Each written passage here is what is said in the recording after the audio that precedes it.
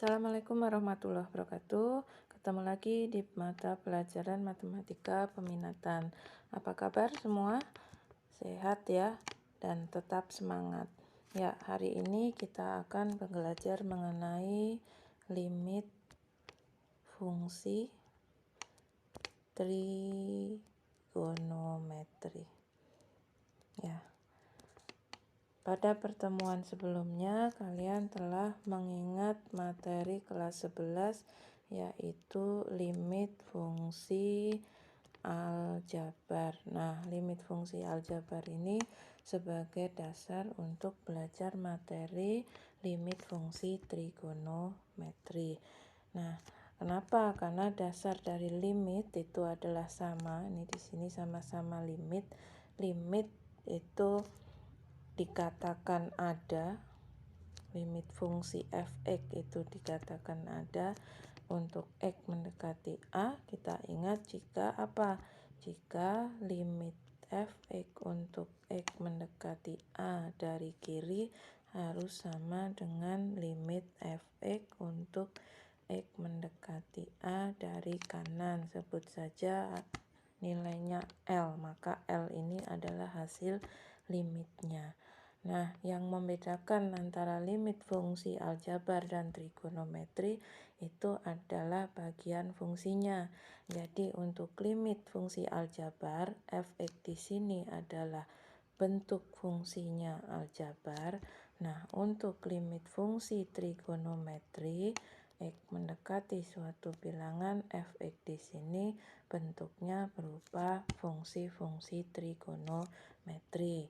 Contohnya ada nilai limit sin 2x untuk x mendekati 0. Sin 2x di sini bentuk trigonometri, maka kita sebut sebagai limit fungsi trigonometri.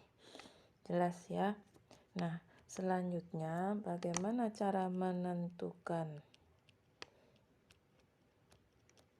nilai suatu limit trigonometri, fungsi trigonometri. Nah, ini pun dasarnya sama dengan saat kita belajar limit fungsi aljabar. Jadi pada saat kita dapat soal limit, maka langkah pertama selalu kita coba dengan substitusi. Sama juga untuk limit trigonometri. Jadi jika diketahui limit f(x) untuk x mendekati a sama dengan L pada saat kita ambil x sama dengan a, maka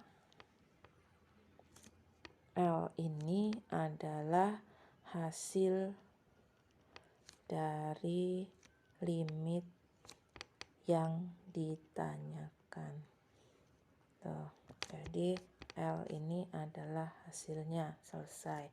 Contohnya, jika ditanyakan nilai dari limit sin x plus cos x untuk x mendekati 0, maka langkahnya kita coba substitusi. Ternyata hasilnya sin 0 ditambah cos 0. Sin 0 nilainya 0 ditambah cos 0 nilainya 1, maka hasilnya adalah 1. Ya. Tuh. Nah, kita ambil contoh soal yang lain. Bagaimana jika muncul soal tentukan limit 1 min cos kuadrat x per sin x untuk x mendekati 0. Nah, ingat tadi langkahnya kita coba dengan substitusi. Nah, pada saat kita substitusi, ternyata hasil yang didapat 1 min cos kuadrat 0 atau cos 0 dikuadratkan per sin 0 hasilnya adalah 1 min 1 per sin 0, 0. Atau ternyata kita dapat bentuk 0 per 0. Masih ingat kan 0 per 0 di sini termasuk bentuk tak tentu. Jadi bentuk-bentuk tak tentu selain 0 per 0 bisa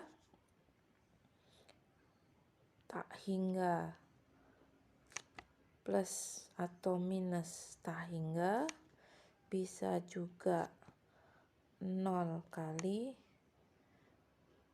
tak hingga. Nah, ini termasuk bentuk-bentuk tak tentu. Nah, jika kita dapat 0 per 0 dari hasil substitusi dalam fungsi aljabar, kita bisa menggunakan cara pemfaktoran. Bagaimana dengan limit fungsi trigonometri? Maka untuk fungsi trigonometri penyelesaiannya bisa dengan cara kedua, yaitu menyederhanakan fungsi trigonometrinya. Artinya apa? Fungsi trigonometri pada soal itu kita coba sederhanakan. Kemudian cara menyederhanakannya tentu saja menggunakan identitas trigonometri yang sudah dipelajari di kelas 10 ataupun kelas 11. Semoga masih banyak yang ingat. Nah, langkahnya seperti apa?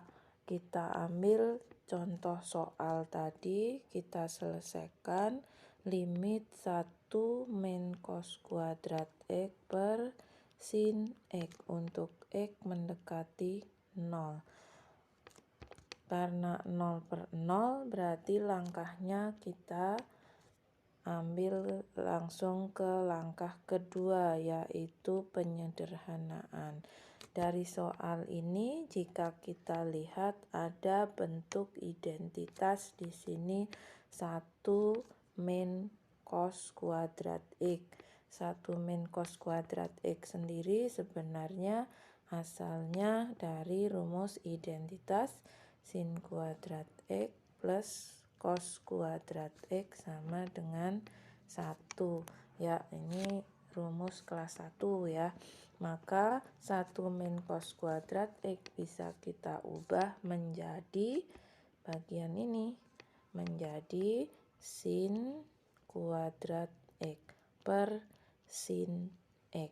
Nah, setelah kita ubah ternyata ada yang bisa disederhanakan, yaitu nilai sinusnya. Sin kuadratnya habis, di sini juga bisa dicoret.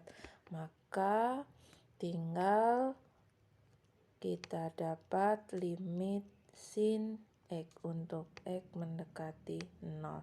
Setelah disederhanakan, kita kembali ke langkah awal, yaitu mensubstitusi. Pada saat X-nya 0, maka yang kita dapat sin 0.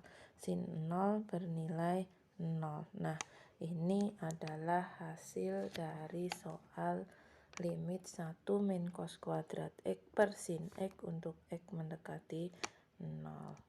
Kita coba satu soal lagi. Jika ditanyakan suatu limit sin 2X plus sin 4X per sin 3X untuk X mendekati 0. Ya, selalu kita coba dulu substitusi, maka kita substitusi langsung, ternyata nilai sin 0 adalah 0 tambah sin 4 kali 0, sin 0 juga 0, berarti pembilangnya 0 per sin 3 kali 0, sin 0 juga nilainya 0. Nah, dari hasil substitusi kita dapat bentuk tak tentu. Maka langkah mencari limit ini harus kita lanjutkan mungkin dengan langkah yang kedua, cara yang kedua, yaitu menyederhanakan bagian fungsi trigonometrinya. Mungkin nggak? Nah, jika kita lihat bagian pembilang dan penyebutnya, yang mungkin bisa kita sederhanakan adalah bagian pembilangnya. Nah, di bagian pembilang ini jika kita ingat materi kelas 11 ada bentuk trigonometri sin A plus sin B, atau boleh kita singkat sin plus sin. Masih ingat rumus sin plus sin? Ya, rumus sin plus sin katanya 2 kali semakin cinta gitu ya. Ya, silahkan gunakan metode apa saja untuk menghafalkan rumus-rumus trigonometri yang banyak ya. Ya, salah satunya di sini. Nah, berarti dari soal ini maka sin plus sin kita ubah menjadi 2 sin. Nah, jangan lupa dari penjumlahan ke perkalian kita ingat sudutnya menjadi setengah jumlah setengah selisih. Berarti setengah dari jumlahnya adalah 6x kali cos setengah dari selisihnya. Selisih dari 2x min 4x adalah min 2x. Ya, kemudian per masih sama yaitu sin 3x. Nah, selanjutnya kita sederhanakan lagi menjadi 2 sin 3x cos min x. Min x ini kuadran 4, berarti cos min x menjadi positif, yaitu cos x per sin 3x untuk x mendekati 0. Ternyata ada yang bisa kita sederhanakan, sin 3x bisa kita coret. Nah, hasil yang kita dapat adalah bentuk limit 2 cos 3x untuk x mendekati 0. Tinggal kita substitusi, hasilnya 2 kali cos 3 kali 0 itu cos 0. Cos 0 nilainya 1, maka 2 kali 1 adalah 2. Ya, ini cara menentukan limit dengan cara yang kedua, yaitu menyederhanakan bagian fungsi trigonometrinya. Nah, yang harus kita perhatikan dan kita ingat betul adalah rumus identitas trigonometrinya, baik itu dari kelas 10 ataupun dari rumus-rumus kelas 11.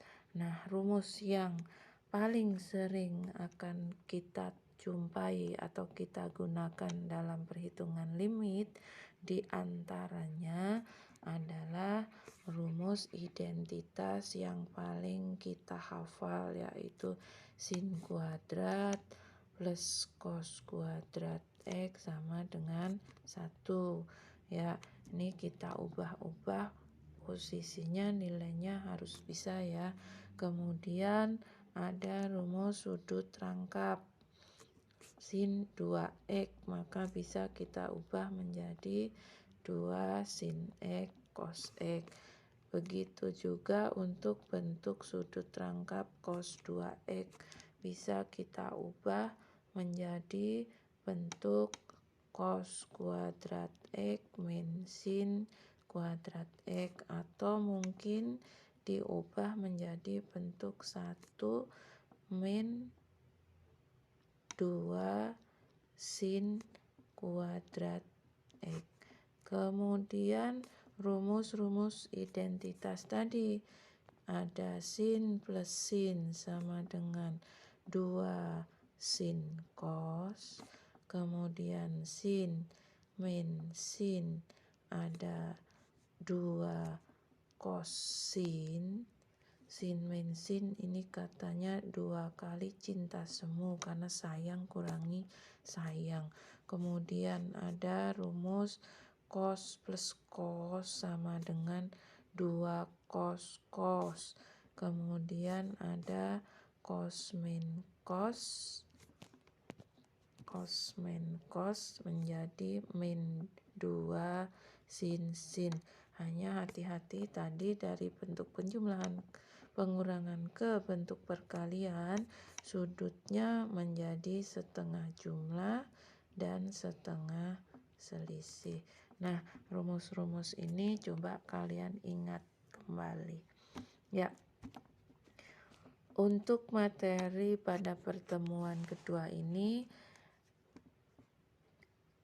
hanya sampai menghitung nilai trigonometri bentuk cara 1 dengan substitusi dan cara 2 dengan menyederhanakan bentuk fungsi trigonometrinya. Nah, untuk selanjutnya silahkan kalian kerjakan latihan soal di bawah ini. Ada 5 nomor.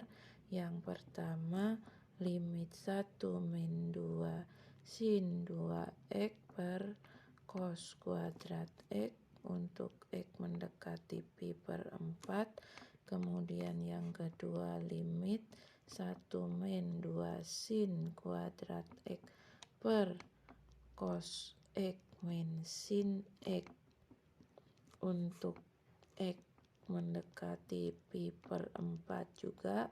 Yang ketiga ada limit sin 3x min sin 7x per sin 2x untuk x mendekati 0.